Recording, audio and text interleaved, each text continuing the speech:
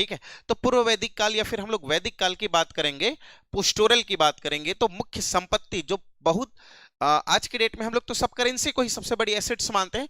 उस टाइम जो main assets हुआ करता था वो क्या होता था, गाय होता था, जिसको गोधन बोलते हैं, आज भी हम लोग गोधन बोलते हैं। ठीक है। उस टाइम दहेज में जो दिया जाने लगा था वो गाय को ही दान में दिया करते थे, और गाय को अघन्या कहा गया था। पूछा हुआ है आपका स्टेट पीएससी। ठीक है। अब 14 से लेकर 18 के बीच का क्वेश्चन उठाएंगे, देखने को मिल जाएगा। ठीक है। अघन्या कहा गया था। अघन्या का मतलब है ना मारने योग्य। ठीक।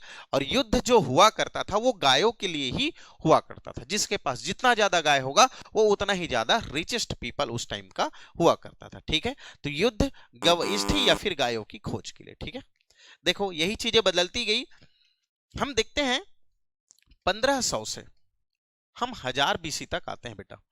तो यही 1000 बीसी तक ऋग्वैदिक काल है, और 1000 बीसी के बाद हम 600 तक आते हैं। तो ये 600 के बाद क्या हो जाता है, 1000 से 600 तक आपका लेटर वैदिक पीरियड या फिर उत्तर वैदिक काल आता है। ठीक है। कहने का मतलब मेरा ये था कि यही 1000 बीसी में हमको एक मिनरल की प्रेजेंस देखने को मिलता है। हमको किसकी खोज हो गई थी इस टाइम, आयरन की खोज हो चुकी थी, लोहे की खोज हो चुकी थी। और लोहे का जो यूज था, हम सबसे पहले ये हल में फाल बनाकर यूज करने लगे थे। डेफिनेटली इसके आने से हमारा जो प्रोडक्शन था वो सरप्लस होने लगा था।